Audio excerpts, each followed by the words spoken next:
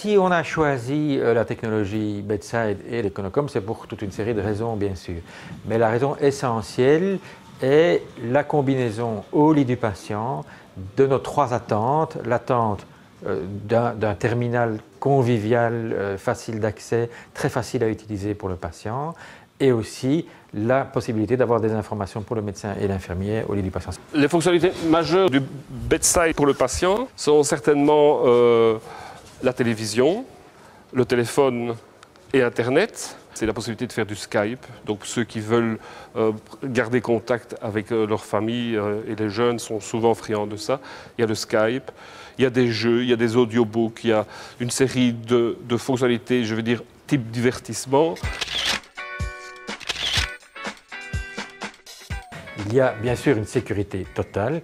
Il y a la carte magnétique du médecin ou du soignant qui est introduite et qui est facilement glissée dans l'appareil. Il y a un mot de passe et à partir de ce moment-là, le médecin a immédiatement accès au dossier du patient. S'il y a par exemple une radiographie qui a été faite, très rapidement avoir accès à cette radiographie et même retourner l'écran de nouveau, montrer la radio au patient et avoir un dialogue interactif très convivial où il peut expliquer au patient, ben voilà ce qu'on a vu sur votre radiographie. Autre élément important, c'est l'éducation du patient, la préparation aux examens et nous sommes en train d'implémenter aussi toute une série d'informations disponibles pour le patient. L'information quant aux examens ou aux interventions qu'il va subir et il a bien été montré que plus on informait le patient avant un examen, plus il pouvait y arriver de façon sereine et sans crainte. Et on s'est rendu compte que le Bedside devenait participer à la prise en charge du patient et que le patient, ça humanisait les soins plutôt que déshumaniser les soins.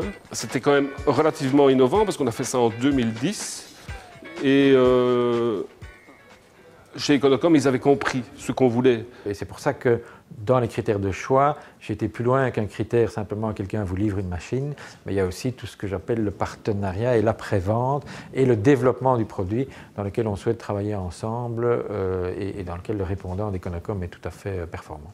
Finalement, avoir tout dans un seul device est probablement pas beaucoup plus cher que de devoir acheter une télévision qu'on doit remplacer tous les X temps, un téléphone qui tombe par terre, qui tombe en panne.